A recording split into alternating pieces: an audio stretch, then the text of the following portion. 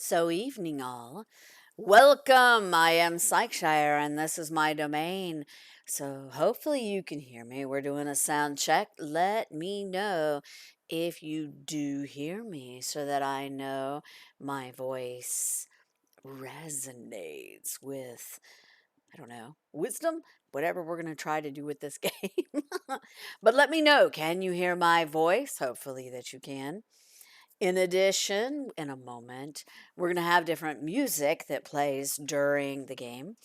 Some of it, hopefully, you'll be able to hear. Yeehaw! Hey, Sky, how's it going? Great, excellent, you can hear me. So, for those of you that are new here, welcome. This is my domain. I am Psycheshire. I am your host. We are going to be playing Out for Blood tonight. Out for Blood is actually a text based game, it's very new. And what I did was add a little bit of sound effects, a little bit of music. Now, the music that I've added, just so you know, is original music. I bought it, like from the composers bought it. So it's not anything that would lock up the stream or, do whatever they mute. However, so this is original music and it's not on a tape. It's just read the story and think, "Ooh, this would be a great place for this," and push the button, and that's how it goes. As we go through this, as my Fang pack, I am going to ask you when you see a page come up, and you can see there's choices. If you read fast ahead while I'm reading, if you see the choice that you want to pick, don't wait for me to get there. Go ahead and say it. Here's the reason why. Whenever I stream, there's going to be at least 60 seconds delay, sometimes up to 2 minutes delay between you and me. And if you already know what you want to pick, throw that number out and majority rules. As soon as I have 3 votes, majority rules. If it isn't 3 votes, then I pick. So when you see that come up, go ahead and pick your number, throw it out there in chat. Discuss your choices. This is a very active chat. I'm always very talkative with my chat, and I always read over things that they say. I can see it the entire time that I'm streaming, so don't be shy. I would say I don't bite, but that would be a lie. So, we're going to get started with this game because that's what you came here for. So, if you're ready, I'm switching over to the game. Buckle up. Let's see how fun this will be.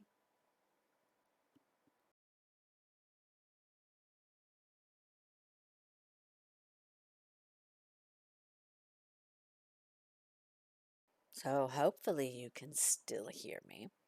Now, granted, right now there isn't any music, but we are about to start. Now, I will say I kept this game up the entire time from the last time I streamed till now, and somehow it froze. So I had to go back through, answer all the questions to the best of my memory. So if there's a little off on the stats from the last time, forgive me. Uh, I did the best that I could. I don't think it has a save function, so not sure how I'm going to do that unless Cadaver, if you wanted, you could go through, or I can, and write down all the choices that we make so that if it happens again, I can go back and figure out where I was at. Because, yeah, that was, I think I got it, but I'm not quite sure. We'll see. It's kind of like answering a test twice, and you're trying to remember, what did I put for that one? So we'll see. All right, you guys ready? All right, let's give this a shot.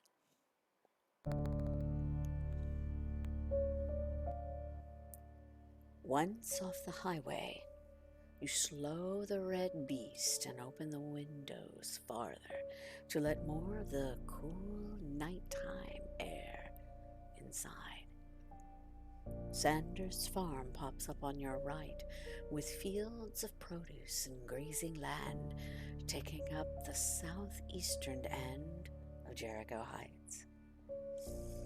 The smell of sweet corn blows on the wind, bringing back memories of your childhood.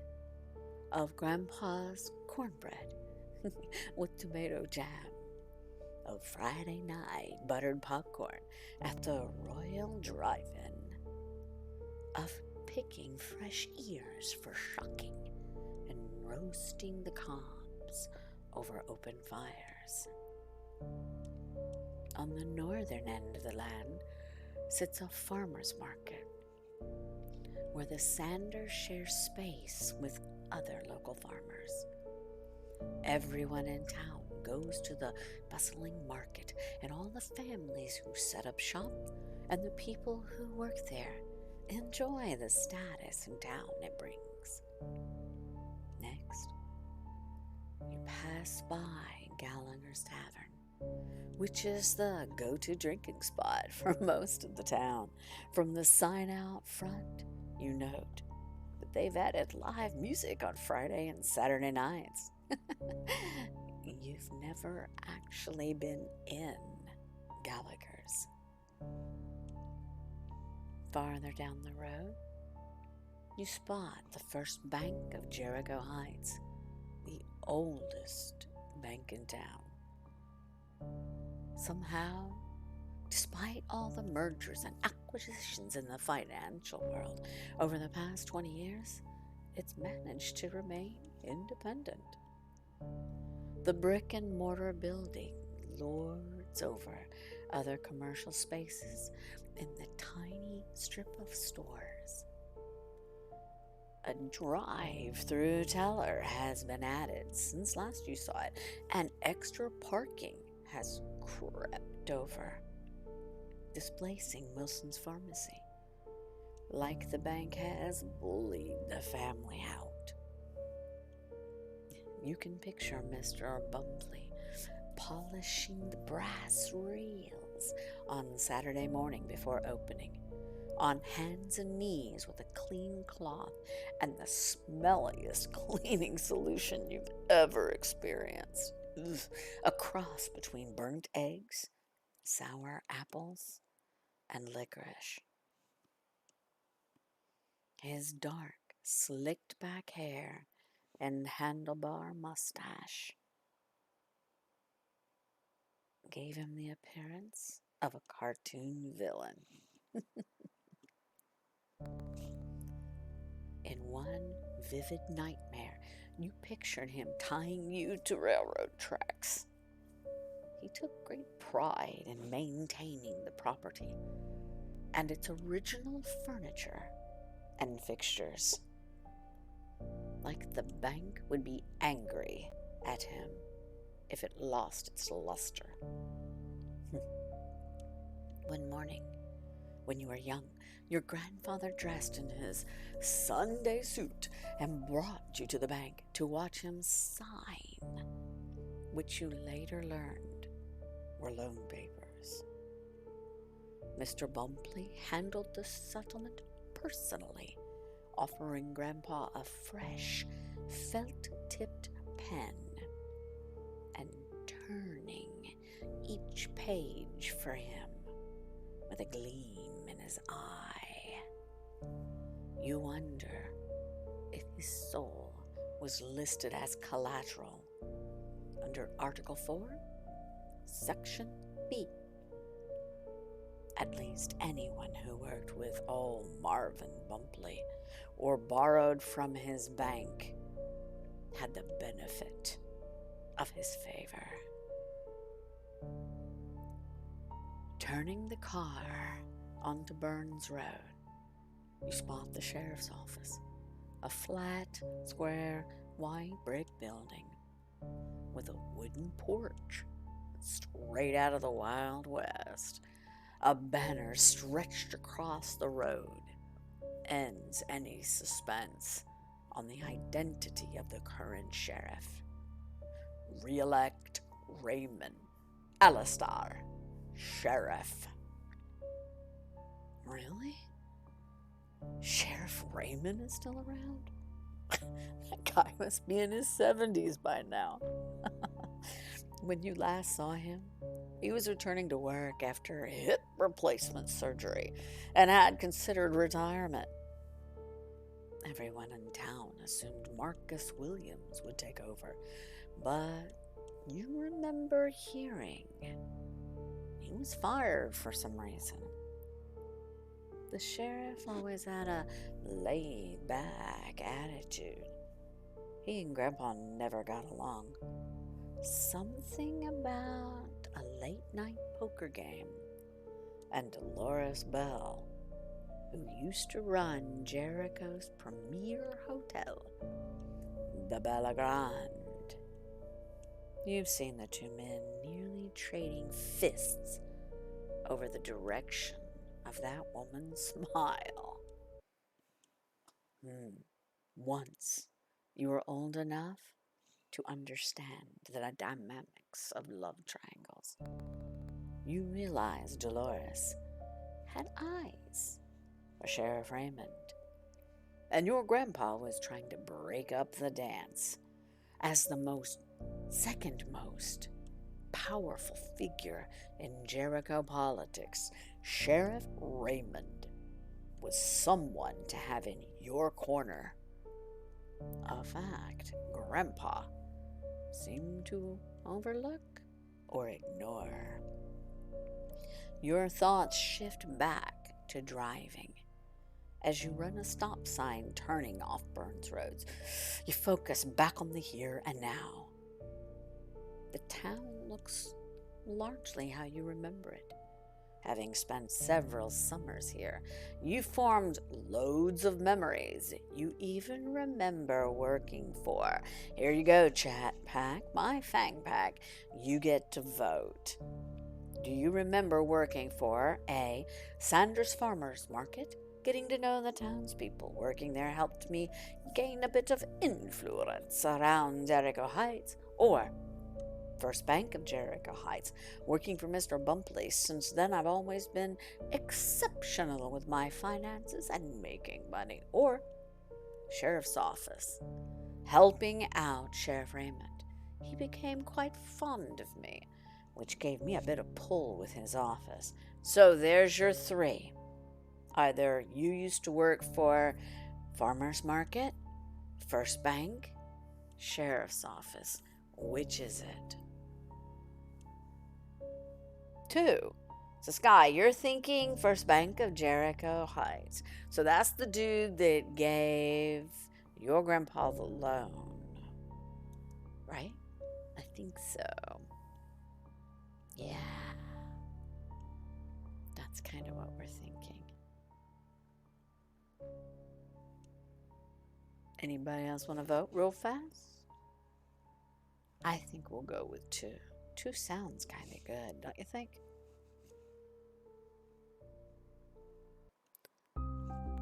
So let's try 2.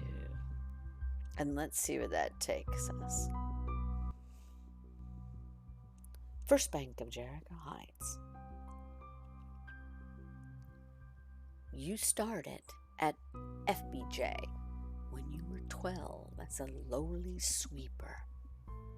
Your official job title, after Grandpa signed the loan, Mr. Bumpley offered you a broom and a dustpan. You took the task of keeping the place clean, like a rooster in an empty henhouse.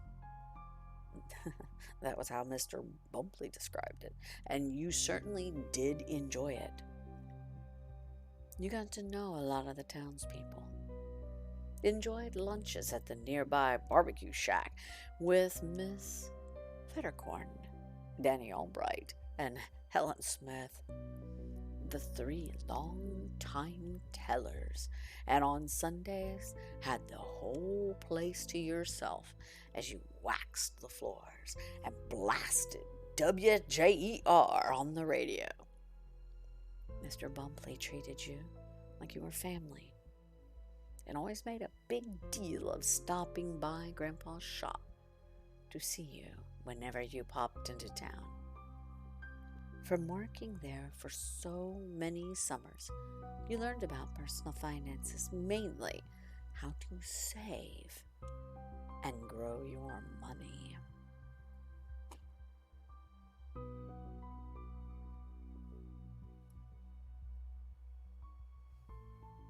You drive the red beast down Red Tree Road, so named for the red maples and red cedar standing out from the woods. It's the longest road in town and ends close to your grandfather's house, now your house. As you pass homes in the neighborhood, memories trigger from your childhood. That time you broke your ankle jumping out of Jessica Johnson's second story window on a dare. When you helped paint a mural on a wall of the La Playa Community Center. Built a fire pit in Adam's backyard for a 4th of July barbecue. All the images flow through your mind like a fast-moving slideshow. You speed up, wanting to end your trip as soon as possible. There's time for reminiscing later. After all, you're moving here and have loads of work to do. The memories take on a different timbre when you catch sight of Bleakrest House. Streetlights illuminate the exterior of the house and the hill on which it sits. Your hands turn sweaty and your heart patters as you stop the car to take in the house. Mansion, rather.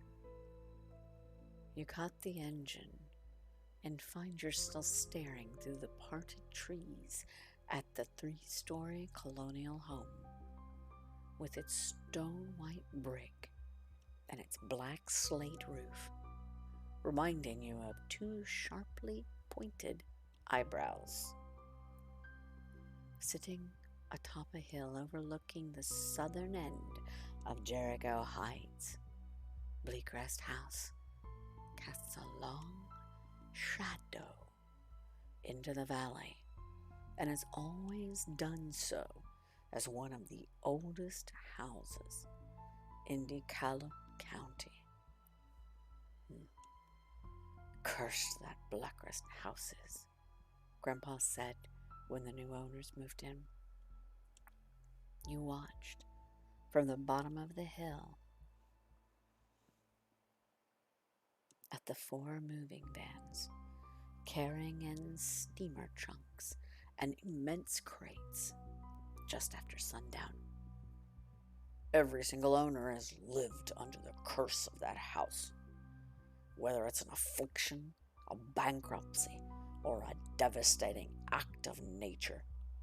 When you sign that deed, you sign away all happiness. So should I ask if they're renting out any rooms? You asked. Your grandfather smirked, but said nothing. Strangely, the house looks far different than the images in your memory. Banks of lilies and sunflowers and other flowers far more exotic than Illinois wildflowers rise along the walkway. The roof and brick walkway look pristine, like they're shielded from time and weather. A long metal pole juts from the attic with a satellite dish as long as your car. Sitting in the driveway is a sleek red sports car, though you're too far to see the model. Bleakrest House looks alive and vibrant, but you can't stop shivering until you look away. You start the engine and drive on, past the mini-mart, past Empire's used cars, and new businesses formed since your last visit. It's nighttime, and the town looks dead. Few people sit on porches or walk the streets. No children play in the parks. The only signs of life are those faces peeking out of windows. You can recall an active town in the summers of your childhood, not like this ghost like version of Jericho. It's only when you reach North Street, with its family owned shops and restaurants, that Jericho seems alive. Dozens of town people walking along the broad cobbled street, and the red beast and bounces and shakes until you coast to a stop in front of your grandfather's store. All right, so we got three. You ready? Antiques and oddities, selling spiritual tristes, candles, crystals, and all sorts of occult paraphernalia. Chapter 11, a bookstore, a popular spot for the townspeople. Or number 3, Fill the Void, a high end furniture shop generating exceptional income. Then what about, let's see, Forces and Elements, selling science and nature products. The Tangled Thread, a specialty thrift store with a large database of clients. Or something else. So tell me, what do you think? Which one? We got number 2? Anybody else want to vote? A bookstore. Bookstore would be a good one. You like books? I can get that. So I'm thinking a bookstore might be good. Sounds kind of good to me. Sounds a little better than, you think too? Yeah, I think that we'll do the 2. Sounds better than the furniture store, I think, personally. All right, let's do the bookstore. Dealing in new and used rare and out-of-print books, bookbinding, book repair, coffee and snacks. Chapter 11 is one of the hot spots of town since your grandpa added a coffee bar. And snacks. Unfortunately, the popularity of large chains and online bookstores forced him to price his goods at razor thin margins. Stepping out of your car, you spot a familiar face across the street. Standing under a street lamp, Sarah Morelli smiles at you. Hey there, stranger, she says, and strides toward you. Hi, Salem, you say. Sometime in high school, everyone started calling her Salem, after an oral presentation on the Salem witch trials and her own interest in witchcraft. At first, students teased her with the nickname, but she owned it, and the name stuck. She throws her arms around your neck, and the two of you hug. When you lean back, you can't help but stare at her for a moment, shocked at her appearance. What? She says, backing away. She wears skinny jeans with white motorcycle boots and a t-shirt for a band named Screeching Dinosaur. Just below her hairline sits a small pink scar, a living memory of her father's malignant notion of discipline. Sorry, you look a bit different from the last time I saw you. I like the purple highlights in your hair, and you got a nose ring. See, this is why you need Instagram. She smiles again, with perfect teeth. Not those big wire braces from high school. Her face is leaner, jaw stronger, and she even seems taller, though that's not possible. She holds her head up high. I guess I just became myself. All right, here we go. We've got 4. Either 1, The new look suits you, I say truthfully. 2, hotter than ever, I say, flirting. 3, are you in witness protection? I tease. 4, I preferred the old you, Sarah. Which one to go with? 1, 2, 3, or 4? What do you think? I'll go with that, whatever you guys want. You think 3? Are you in witness protection? I mean, we can. So we got a 3. Sky says 3. What other votes do we have? We got a 3. Give me some more. Tell me what else. What else are we thinking? I'm thinking.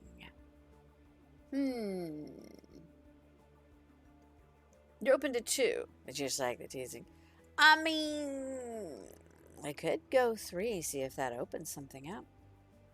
We'll do that. We'll go with your answer 3. Here we go. Are you in witness protection? She brings a finger to her lips. Shh, don't tell anyone. She smirks, swinging her arms back by her side. I wish my life were that exciting. Things in the Heights aren't exactly pulling a national news crew. I wish I lived in a big city once. I visited New York with my Aunt Betsy. We were wild, eating dinner at 7:30 in the evening, jaywalking, going to R-rated movies. Why did I ever come home? Now you notice it says relationship with Salem, +8. Your joking always brings out Salem's natural sarcasm. The 2 of you share a laugh, but then she grows somber. It's good to see you, she says. I'm so sorry about your grandfather. Thanks. It happened fast. He didn't even tell the rest of the family until it was stage 4.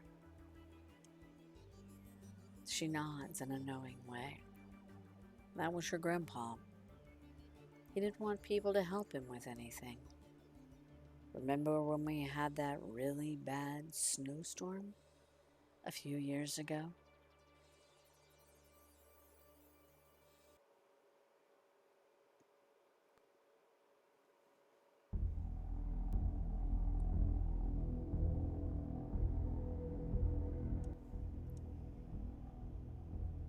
Definitely.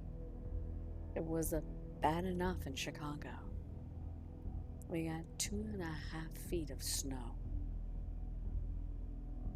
We got over 3 feet. The morning after it stopped falling, I was shoveling the sidewalk in front of his store when he came out and chased me away. If I need your help, it's my last day on earth, he yelled. Her voice turns to your grandfather's gruff tone, along with his puffed out cheeks.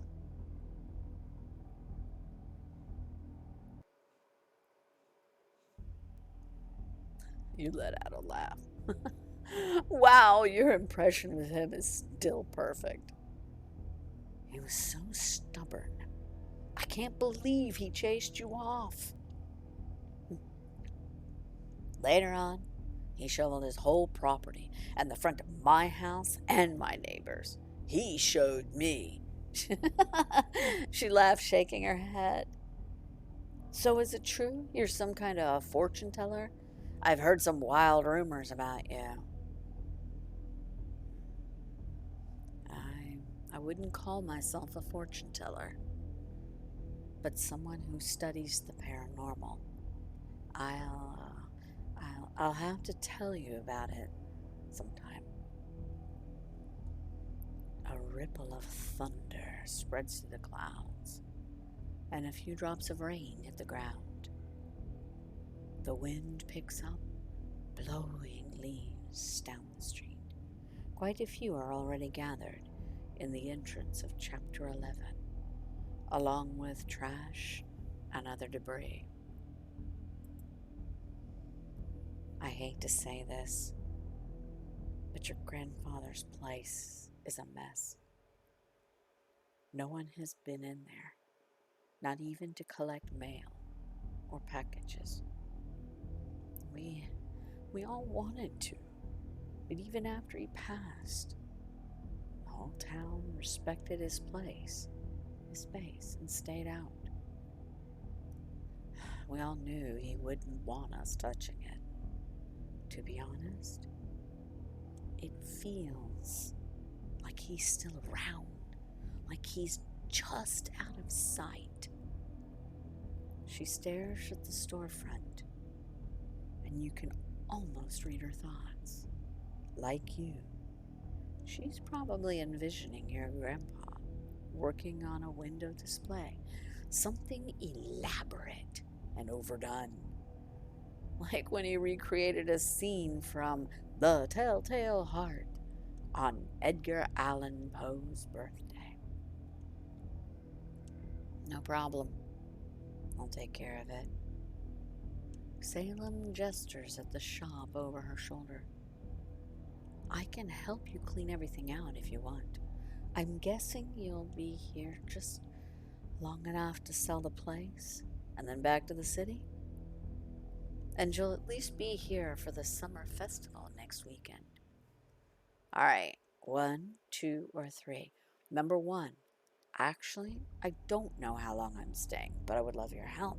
Or 2, there's no way I'm staying in this dump any longer than I have to, you say, joking. As for your help, I'll expect you to clean the whole store. I'll be eating bonbons.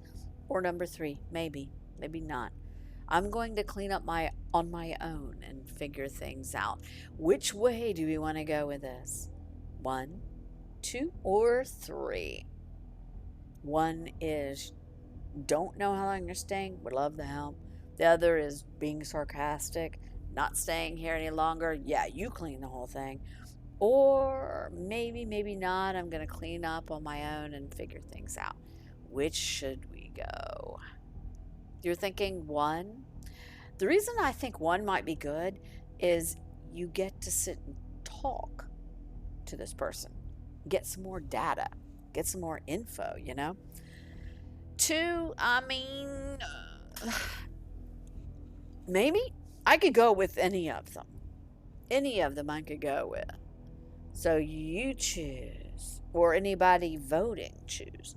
1, 2, or 3. Give me a final answer. What will it be?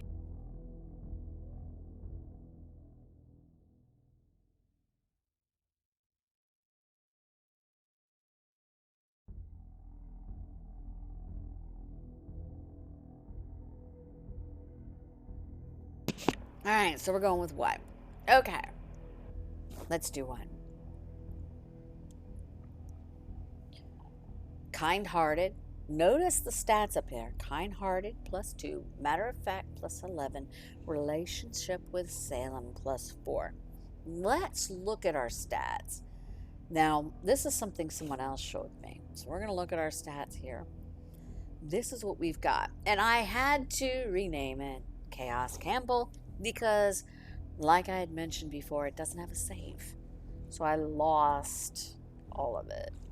Unfortunately, I had to go back and remember. So, yeah, that's where we're at. Strength 1, Dex 1, Stamina 1, Charisma 3, Manipulation 3, Composure 1, Intelligence 2, Wits 3, Resolve 3. We've got Occult 5, we kept that. Awareness 4, we upped that. We got some insights, there's background. Now look at how this changed since we were playing. I know some of it I had to catch back up on, but our kind-hearted is at 82. Our sarcastic is at 46. Our inquisitive is at 48. Truthful is at 53. And our idealistic and cynical are riding 50-50 even. If we look, we can look into character infos and relationships. We got 5,000. We got a lot of extra money. Okay. So view character info and relationships. Let's look at that. I'm curious. So if we look at this, yeah, It says Adam is a friend. Uh, friend 72 for Salem. Acquaintance 52. Friend 60. So you see, this is where our numbers are going up here. Because remember, it went up like 2 or 3 times on Salem. This is where, right here. So this is the guy we work for, Bumpley, and our acquaintance is at a 52. So we could look at paths and references. I want to get a little deeper in, and then we'll turn around and look at paths and references. And we'll look at characters, because right now we've only got technically one person that we're talking with. So we're going to return to the main stat page, and we're going to return to the game. Here we go. Sorry, I guess I figured you wouldn't want to stick around, she says. I'm happy to help with whatever you need. I'm only working some nights right now while I study for the GRE, so I'm free most days. I hate standardized testing, but the GRE is required for grad school. Grad school for what? Digital arts. Maybe I'll move to LA and work for an animation studio, or stay here and teach. Anyway, I'm happy to help you in your store. Great. As soon as I get settled, I'll give you a call. What's your number, you ask, popping out your phone. Oh, my phone's busted, she says with a nervous giggle. I still live at my mom's. Just knock. She'd love to see you. You glance across the street at the old house. A figure peeks out from behind a curtain. Recognizing Miss Morley, you wave. I see your mom's keeping an eye on us. Salem scoffs and glances out at her house. She's like Facebook. Even when she promises you your privacy, she's lying. She twists her body around and nods to a house across the street with a red canopy awning. I've been thinking of moving over there. It's owned by a nice couple who are just married and travel a lot. They only want $300 a month, but it's a tiny attic room. I need to save up a bit more, but at least it's close to my parents. You look across the street to where she's pointing and spot room for rent sign in a window. How are your mom and stepdad? She shrugs. Mom's still mom, nosy and naggy. Dad's great. He's had some medical stuff going on, but things seem better now. The rain picks up, wetting your clothes, and a flash of lightning follows a thunderclap. The glass windows of your grandfather's store rattle in the wind, and several dogs bark from a short distance. I should get going. Salem wraps her arms around her body and squints to see the downpour. I'll see you tomorrow. Go, get out of the rain. All right, take care. Welcome back to Jericho Heights. She runs off, leaping over puddles, like she's playing hopscotch. Oh, I love storms too. All right, so we've got experience points 3. Yay! You hurry out of the rain under the canopy and shake off a chill. Not having been in the store for a few years has you apprehensive. You have a lot to do, but at least there's no rush. You can take your time to unpack and go through the store at your own pace. As you fumble for the keys to the deadbolt, a gust of wind blows against your back, renewing your chill. flash of lightning, you catch a reflection in the glass, a figure standing by your car. You spin around, but there's nothing there but darkness. It flows from street level up the side of the building. You step out from the canopy and hold your arm over your head to shield your eyes against the rain. What do you see? Nothing. The side of your grandfather's store is clear. A curtain from an open window on the second floor flutters outward in the shape and motion of an apparition. Your hands weave a protection symbol over you. In the days before science and religion, other forces kept humans free of hauntings, and you've learned to invoke such powers. Whatever dark creature is stalking you in the shadows has a purpose. Is it for good or evil? Sometimes the scales of morality are not so balanced, and intentions of otherworldly beings are not this or that, black or white. That thing saw you, knows you're in town, and has a reason for revealing itself. Your presence in Jericho Heights has not gone unnoticed. Ooh, Chapter 2, you are not alone. Here we go. Let's go into Chapter 2.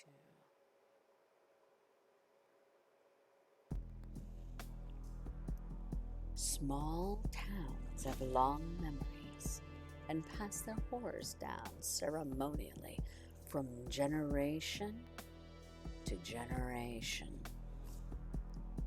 Stephen King. Salem's Lot.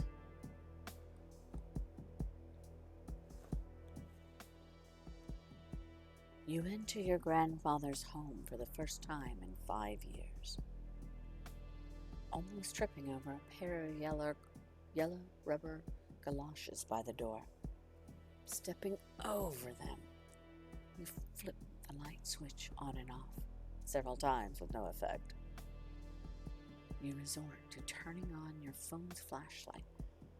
So much space for a tiny shop.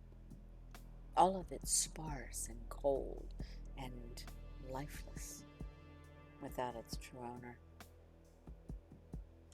You run your hand along an empty shelf, once a display for popular paperbacks. Pulling back, you leave fingerprints in the dust. You shuffle through the aisles and around the fixtures. Hey, Ren Vindor, thank you guys for the raid. Thank you so much. Welcome. For all those who joined with the raid, welcome. I'm Psycheshire, I'm your host. Thank you so much, Ren. I hope everybody's having a great night. So thank you for coming to chill and hang out. We're just doing a reading of Vampire the Masquerade, Out for Blood. I love it, Rin. It is awesome. It's definitely interesting. We're just getting into it, but it's highly descriptive, so I like it. I add a little bit of music to it, just because, want to add that ambiance. But it's amazing. It's wonderful. If you can hang out, if you just got done streaming, I know you might be tired. So if you can, chill with me. Enjoy the story. I would love the company. So welcome, guys. Thank you. Mwah!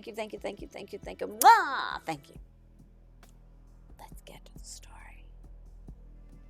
A loud fluttering startles you, and something swoops at your head. You duck low. Fix your hands into a sign of warding. If the creature is of supernatural origin, you'd know it.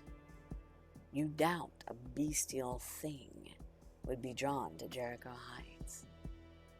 As it returns to perch on its wood beam, you see it's no more than a common bat. How does it compare to Shadows of New York? Shadows of New York had the graphics and it had its own music to it. It feels like this is more in-depth plotline than Shadows so far. We just started, so being that we are now in chapter 2, it's more in-depth, I think, than chapter 2, where it would be for Shadows of New York. So to me, this is more in-depth, but then again, it has no graphics, no sound. All of the plot is deeply ingrained into the story. There's a lot of backstory here. That's another thing. There's a lot of backstory so far in Out for Blood. And we're, like I said, in chapter 2. So we've got some good history between the relationships between different characters. So to me, this one is so far deeper, but we'll see. Okay. With your mind at ease, you circle the long counter. As a child, you spent countless days here with your grandpa. A sign hangs above the counter. Tuesdays, 12% off. You shake your head with a smile and pass under it. A rack by the back room holds an old coat, a leather bomber with an insignia of the 130 Airborne Brigade Combat Team, wings carrying a sword. It smells like mothballs and pine. Chapter 11 bears the weight of the past, memories in every square inch. You check behind an oil painting of astrological signs. Below it sits a note. To Grandpa. Love, Chaos. By the way, our character's name is Chaos. Chaos Campbell. After all these years, he kept the note, you say out loud. Pulling aside the painting, you find the fuse box and flip the breakers. Overhead lights pop on in a dim glow. Again, you hear the flapping of wings, headed high and away, and you spot the furry form flying out of a broken window near the rafters. With the lights on, you see unopened mail on a small bench behind the counter. First Bank of Jericho Heights. Overdue. ComEd Electric. Payment due. Nicor Gas. Third notice. Kishwaukee. Water reclamation. Overdue. Jonathan Banks, Esquire. All addressed to your grandfather.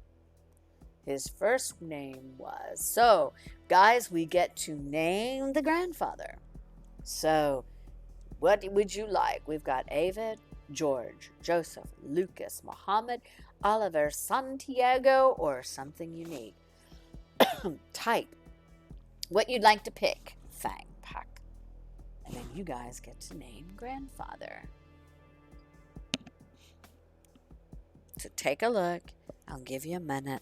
And you write what you think we should name grandpa.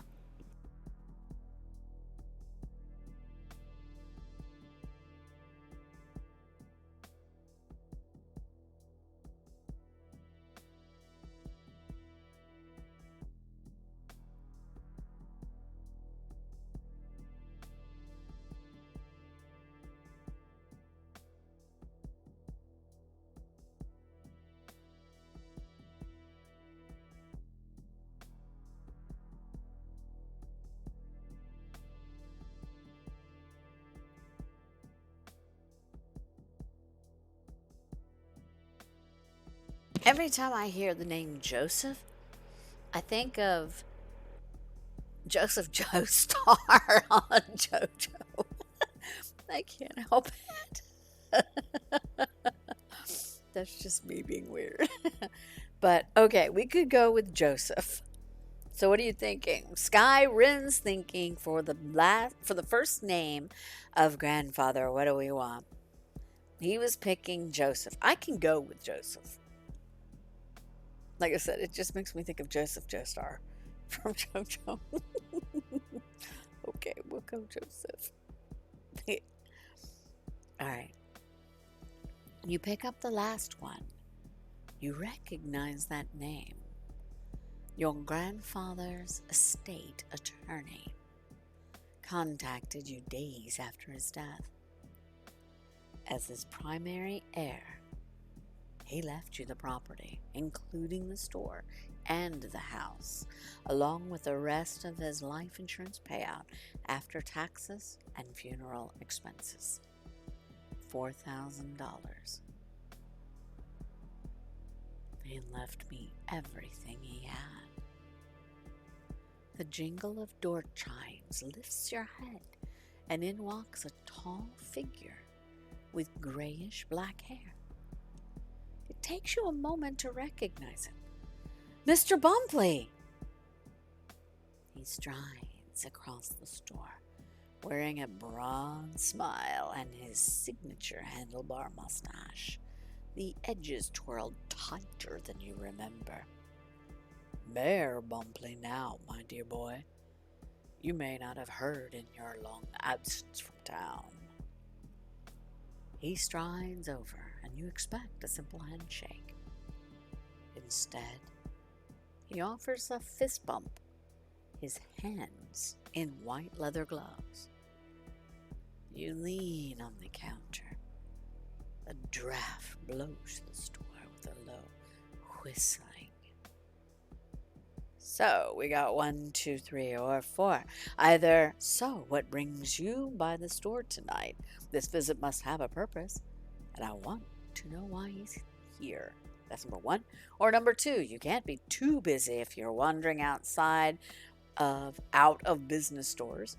Or, I really miss working at the bank. Glad to see you're doing well after all these years. It can't hurt to flatter the mayor. Or 4, anything I can do for you, Mr. Mayor? Need something from the shop? I might as well offer to help him out. What do you think? 1, 2, 3, or 4? What are we feeling? You're thinking 3? Flattering the mayor? Okay. We could do that. Flattery work. Flattery works on you. I think flattery works on everybody to some small extent. I get embarrassed, personally. But that's just, it's just me. Okay. We'll go with 3. So we got a unanimous 3. A smile beams across the mayor's face. Yes, I'm doing quite well. These years have been good for business, and public service is how I give back. He taps his chin once and points to you. You're certainly missed at the bank. The best sweeper the Heights has ever known. Thanks. I'm sure we can reminisce about old times, but I came by to offer my deepest sympathies for the passing of your grandfather. What a loss to our town. Tragic. He paces in front of the counter, glancing around the store with a pensiveness like a courtroom attorney before the defendant preparing to cross-examine. Plan on being in the Heights for long? We love having you back here and do hope you'll stay for a while. Campbell has always been in Jericho Heights since 1955. There you go. 1, 2, 3, or 4.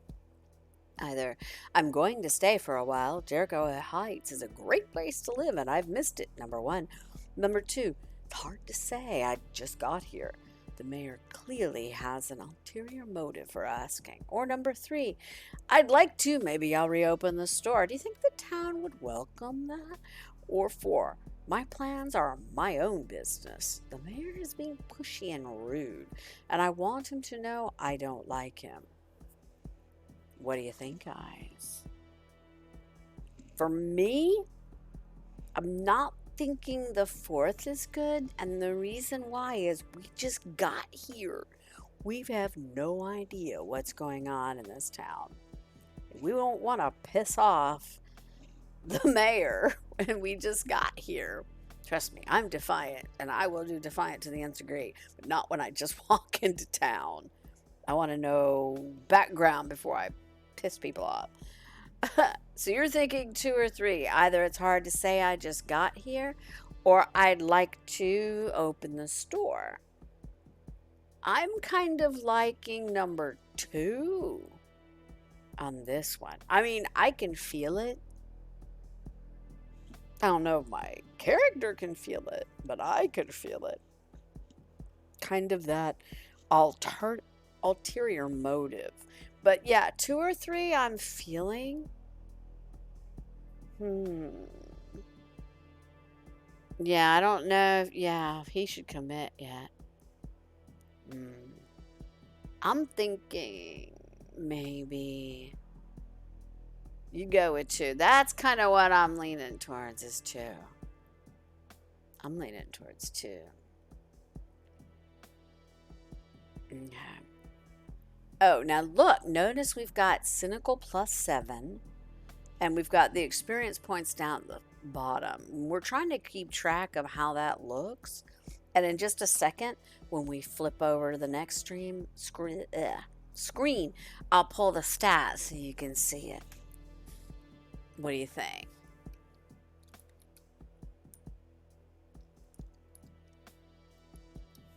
All right. The mayor retreats a few steps. Of course, not fair of me to ask too soon. But we need young blood like you in Jericho Heights. Most young folks with prospects leave for college and never return. So to see someone with a reason to stay, especially someone who could reopen one of my favorite stores, well, pardon me for getting excited. Thanks, Mr. Mayor. He pans the room, his lips pursing. I expect you'll be repairing the store and taking care of maintenance. I'd hate for this to remain such an eyesore in our beautiful town. He smooths out his sweater and backs away from you. It's getting late, and you're tired from your trip. I'll go now. He turns on his penny loafers, but stops, snaps his fingers, and turns back. Almost forgot. I'll be hosting a dinner party at my home tomorrow evening and want to extend an invitation. Please consider it. He draws a card from his pocket of his khakis, placing it on the counter. Thank you for inviting me. He gives you a courteous wave and exits your shop. Alone in the shop again, you reach for your laptop.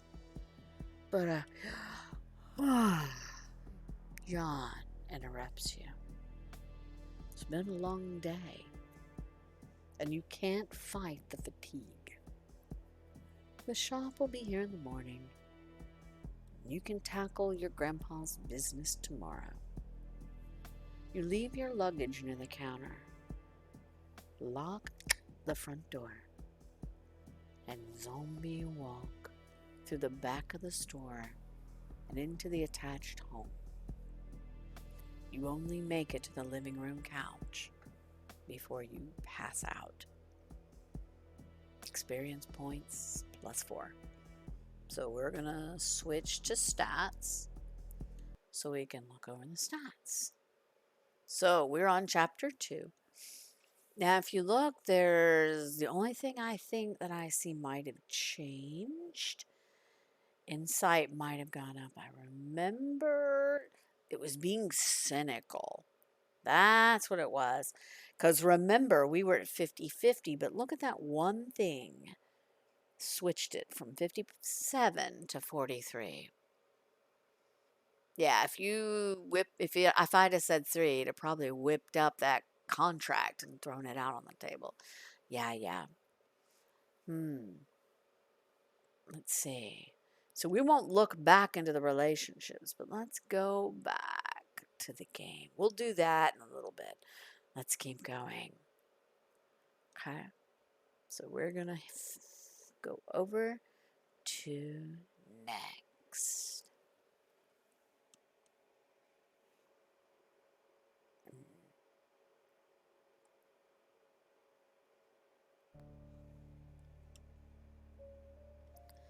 You walk through the old woods behind your home, right past the abandoned train tracks, your vision blurry and narrow, fades in and out, like you're being dunked underwater and yanked out over and over. You're sweating, your heart races. You try to look over your shoulder, but you can't see anyone coming from behind. Up ahead, path opens between a thicket of bushes. The ground slopes upward, and at the top stands a figure, watching and waiting. Your heart rate slows, and a warmth engulfs your body, like you're wrapped in your favorite wool blanket. As soon as you focus on the man, his form wavers and dissipates into smoke. Just as he fades, a hand reaches out of the cloud, beckons you forward. And as you burst into a run, it rises, blotting out the sun. Everything goes white.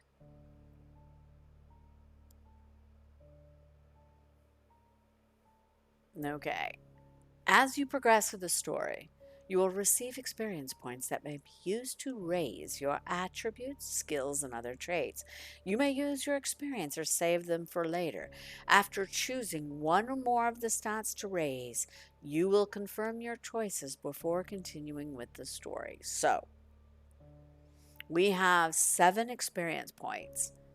We can choose. So think about this, to raise our attributes, our skills, our backgrounds, or save them. What do you guys think? What are you thinking?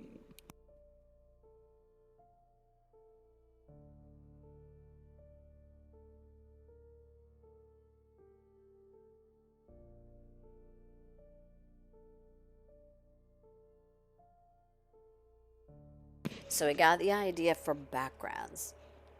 Now, if I remember correctly, the backgrounds was the resources, the influence, the contacts.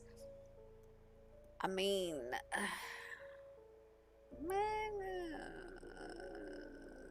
I honestly, for me, not saying I would always do this right, I would almost want to raise skills. I almost feel like skills would be used more often than backgrounds. I mean, you got money, but we also have $5,000 sitting there. So before we do this, let's show stats. Hopefully, it's not going to mess us up to do this. But if we look at stats, look at our attributes. I mean, we've got some pretty high in social and intelligence, actually. Our physicals kind of blah blah blah. Yeah. But look at our skills. Like, we are heavy in occult, but we've got only 1 in investigation and only 1 in subterfuge. We have 0 in leadership. Our, what is it? Oh, I mean, almost. I'm letting you guys choose, but politicking? I mean, eh. We've got, I'm looking. I mean, we've got 3 influence. We've got run resource, but look at the amount of money we got, $5,000. Backgrounds could give skills. It might help to have a smidge of that. Yeah. So what? You think leadership? Or are you thinking background? What are you thinking? Because if we raise, because we can raise some of the backgrounds. Like, I don't know, maybe we could raise resources. We could add a contacts. But if we're going to go at, so what do you think? Attributes, skills, or backgrounds, or both? Or all 3? Because if I were to do skills, I might even want to do a 1 in combat. Because we have nothing. Which probably means we suck. We can't fight. It's probably not a good thing. So, alright. We've got these. We're kind-hearted. Oh, I see the skills available aren't just straight from the table. No, they're not. They're a little bit different. Like faith. Yeah, I think we do need some kind of combat because right now we can't do crap. I'm thinking combat, leadership, at least combat and leadership. I wouldn't mind some dex or stam, but I and maybe a contact. Let's see what it'll let us do. Let's see what it will let us do. Return to the game. So, what do we want to do first? You say a little combat. That's a skill. Yep, persuasion, subterfuge. All right, we're going to hit skills first. All right. So, this is what we have. Yeah, combat, we need something. That's kind of sad. Well, I wonder if it let me do more than, I think this is, uh, combat. It won't let me raise persuasion. Will it let me do more than 1? Nope. So we're just going to at least do combat first. All right. So we got combat. We have 4 experience points left. Are we? If we put them in skills,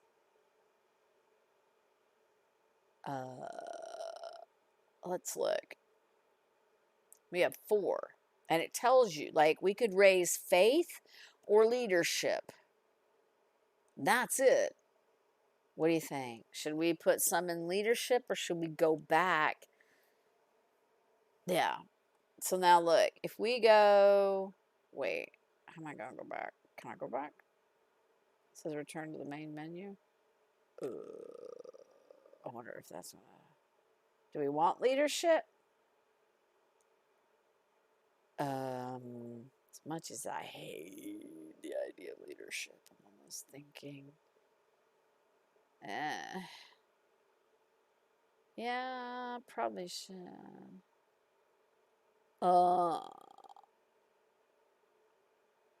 I know what? Monka, 6 for A rank, 2 skill. You say save it? Okay. Well, we can save it. Let's go return. I wonder if, no, we don't want faith. No, we're going to go return to main menu. Next. All right. Save remaining. Yeah, I know. I do too. But I have my go-tos. Like, I have certain things I always go to when I make a character. We're going to save it. All right. Here's where we're at. We have, when we get experience again, it wouldn't, I don't even see a point of putting it in phase, but I'm worried about this investigation 1. I wouldn't mind raising that. Subterfuge, leadership, something. Maybe contacts. I accept the new ranks. Oh, gotcha. Gotcha. It's an emote.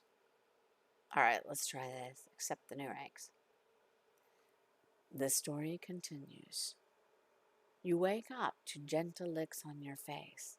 Hex's orange and white face stares down at you, her whiskers tickling your nose. She meows and stares at you again with green eyes. Hex was the name Grandpa gave her. So are we going to keep that name? Yeah, good to save and enhance investigation later on. That's kind of what I'm thinking. That was kind of what I'm thinking. All right, so let's... Want to keep the name?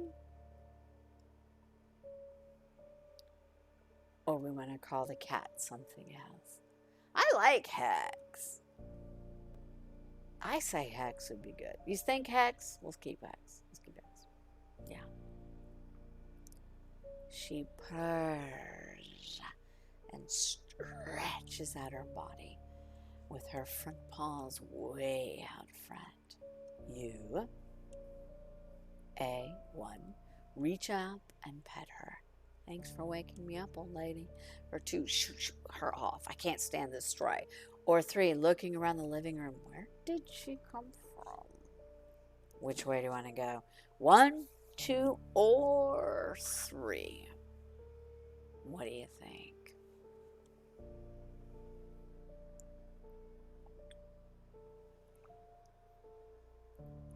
One.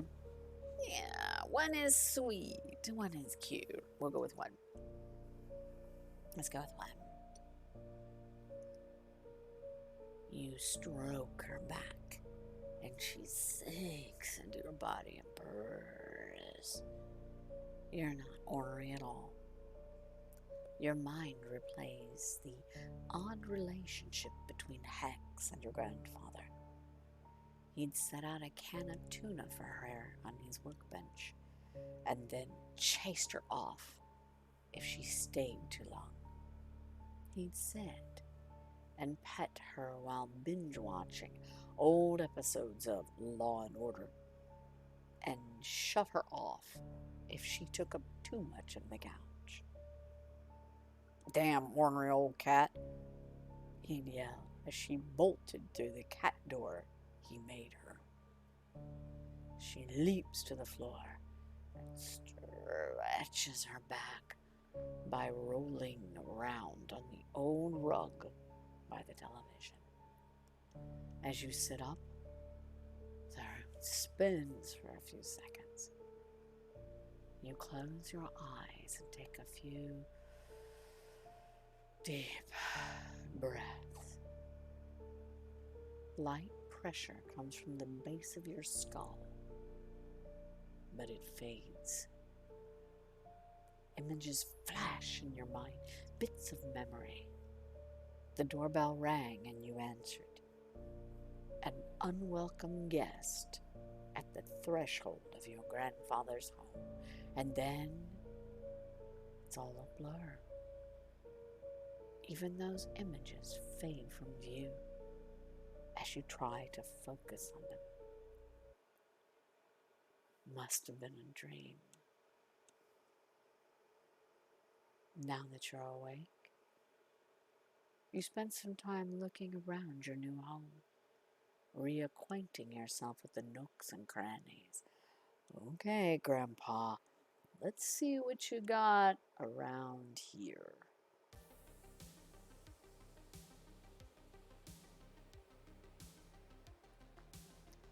Always a bit paranoid. Your grandfather had hiding places where he stored his most prized possessions, whether they were worth something or not. You walk around the rooms on the first floor. Living room, kitchen, office. While you search, memories of your grandfather superimpose themselves over the rooms as though he were a spirit, showing you where to find supplies to maintain the shop, products to restock the shelves, and even family heirlooms. You take mental note of everything. like he's there. After the tour, you end at the office. 3 tall filing cabinets occupy one whole wall. Opening one at random, you pull out a brown file folder along with a cloud of dust. Line after line of transactions take up each page, with many bearing names you recognize, with amounts down to the penny. You slip the file back in its vertical coffin and smack the dust off your hands. You sit down in the leather swivel chair in the office, a seat you were never allowed to take before. Looking over at his image by the door, he shakes his head at you and waves goodbye. You press the power button on Grandpa's iMac, a blue trapezoid that looks like the head of a robot. A full minute later, it starts up to a desktop as cluttered as the rest of the property. Email saved as text files coat the screen, and though it would take too long to review now, a quick scan shows most are unfilled orders from weeks ago. After a few seconds of pursuit, the screen blinks and a window pops up. Your grandfather appears wearing his favorite fishing hat, and he's fumbling off screen as he comes into focus. Is this stupid thing on? All right, whatever. Chaos. I hope this is you watching. Anyway, if you're seeing this, I'm likely a ghost already. Don't worry, I'm not gonna haunt my own house. Maybe that stupid blowhard Marvin Bumpley's listening. I don't want to get all long-winded. Hell, I hate that your last image of me will be inside this box. Since we haven't talked in a while, I figured this was my last chance to set things right.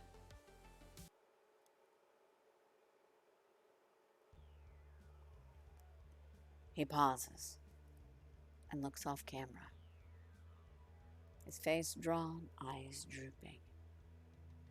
When he looks back at the camera, he wipes his eyes with his hands.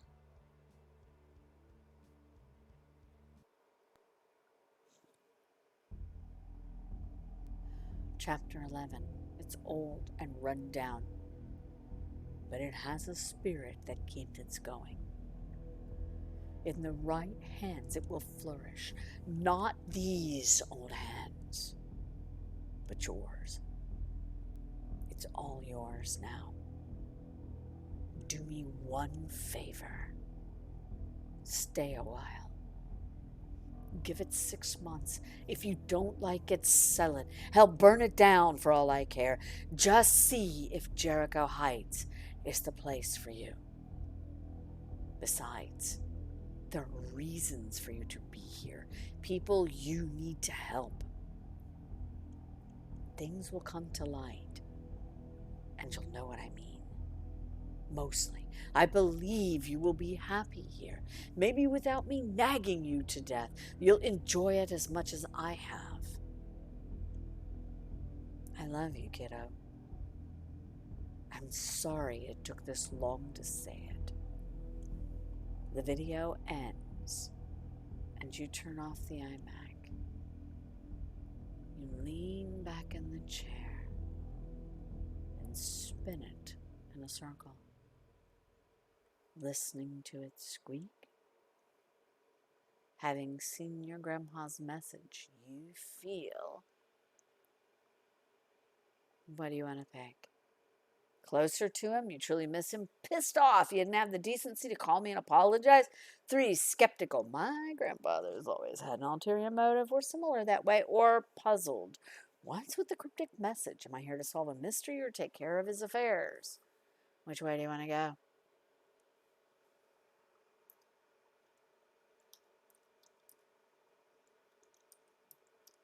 What are you thinking? I'm thinking, hmm, I'm almost thinking number 4. Either 1 or 4. You're thinking 1 or 4. I'm thinking we're going to go with 4. Let's see what 4 does. All right. Before we go anywhere, because you saw I unlocked an achievement over here of a hidden room. So we are going to shut the stream down now. And we are going to go to bed. And we will be back Sunday at 10 p.m. Eastern to finish this. So don't go nowhere. 10 p.m. Eastern, that's where we're going to be, is here going through the rest of the story. I have had a blast, guys. Thank you, thank you, thank you for hanging out with me tonight. It has been wonderful. Please do try to come back and do this with me. And I hope all of you have an amazing night. Thank you, Ren, for this, for the raid earlier. That was so awesome. And I will see all of you guys later. Bye.